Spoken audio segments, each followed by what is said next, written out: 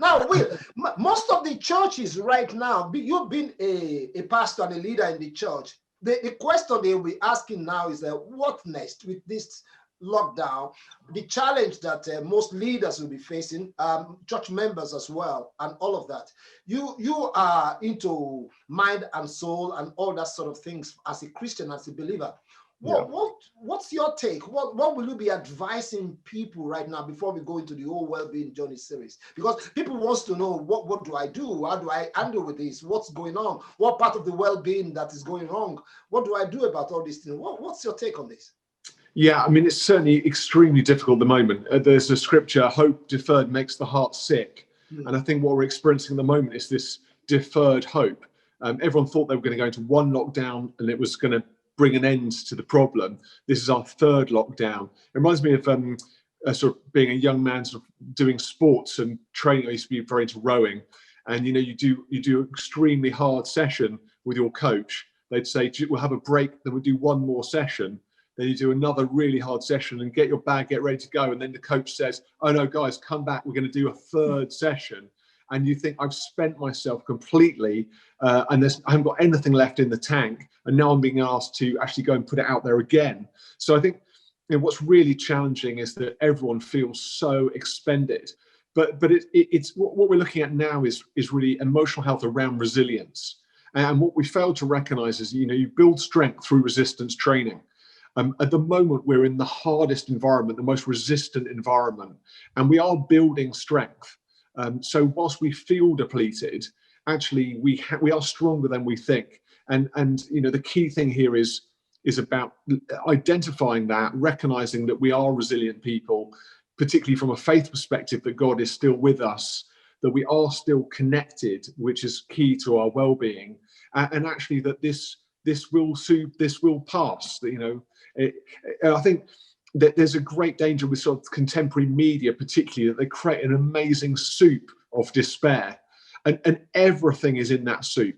And actually what that does is it stains our vision to fail to identify all of our blessings. So, we understand psychologically gratitude training is really good for our psychological health and well-being. But what contemporary news feeds do is they steal our vision away from those things which we're called to be grateful for, towards those things which will propagate anxiety and fear. And the human psyche is actually tuned to identify fear as a priority over everything else. So 3 systems in the body, security, productivity and recovery. Everything in our lives really falls within productivity and recovery, apart from security, which is a very narrow band. But when we're under threat, all we do is identify security, because that trumps everything else. And so we've been on an adrenal drip for 9 months. All we're doing is focusing on the issues of threat.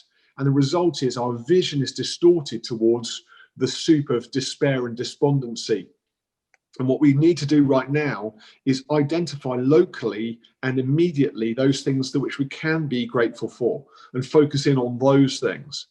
So if you add into the news feed, so for example, the American election, which we've referenced a few times in this moment, actually American politics doesn't have an awful lot to do with us right now in the UK. But we can see that as another aspect of what's going wrong with the world. And suddenly added with the COVID disaster and current pandemic, it seems like everything in our world's going wrong, when actually we need to disassociate some parts of the news feed and recognize that in our own circumstances, there is trouble, but actually there are also things that we can be grateful for and retain a level of resilience in this context. So we shouldn't watch the news then, Will? Well, I think it's a good point, Roy. Actually, I encourage people to watch the news in the mornings and digest the news throughout the day. Key thing here is not to watch the news all day, and certainly not to watch the news before you go to sleep. So what we're seeing is leaders, very poor sleep, lots of dreams, light sleep, not REM sleep, and lots of stomach issues, lots of people complaining of acid reflux, GERD disease, needing to take, antacids. All of that is a sign that people are very stressed and their digestion isn't good, their sleep is poor. And a lot of that is stimulated by overconsumption of the news feeds. And so I'd say half an hour a day, watch in the morning, but don't watch again until the next morning. and also off screen, read a book, do some knitting, but don't be scrolling the feeds all the time. It's really not good for your health. Do some knitting. You heard it here first on Talking Hope. Can you imagine Joy doing some knitting? Will, do you knit? Do you knit? I don't knit, but my wife knits. But I do other things like metal detecting, which I find very relaxing. Ooh. So, Yummy? Knitting? Metal detecting? What do you do? I can't believe you suggested we do knitting, Will. That was kind of that. Great. It's anything that switches off, isn't it? It's a basic switch off thing. Yeah, again, I mean, when we go back to those 3 life systems, security, productivity, and recovery, productivity is very good for your well-being. And so, if you're at home now in lockdown, I'd suggest ordering order a 1,000-piece puzzle, Roy.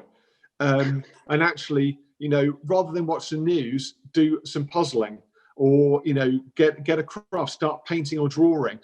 These things sound like small things, but actually creativity is in the heart of God, and when we do things that are in the heart of God, they're good for us.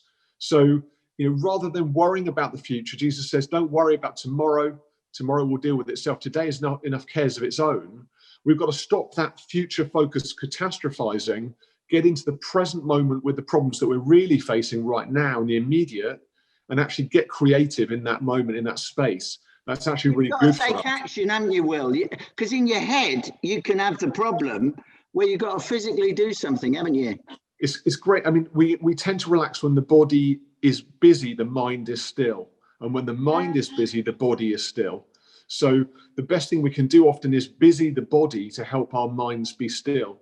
And people find great relief from going for a walk. It's not just because the physical exercise is good, it's also because as we're busy in the body, the mind begins to still.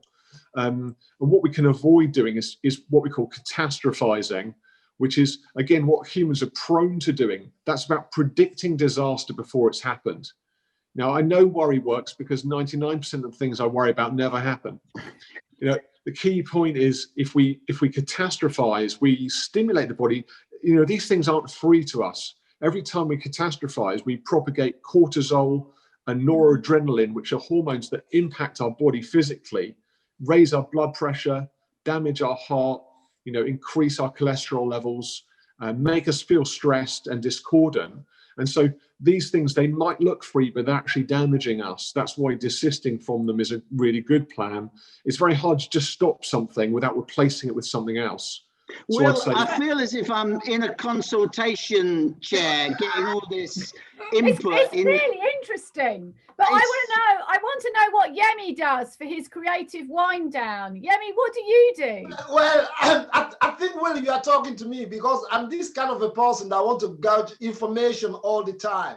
So I don't particularly watch news on telly, but I'm watching news on the screen. What's happening? I'm particularly interested in American elections, so I'm up to date like every 10, 15 minutes, knowing what's going on, which is not good. So I'm learning something from you in the morning, but in the evening, let it be. And so I'm really... watch this space because Yemi is going to take up knitting in the evening. Yeah, amazing.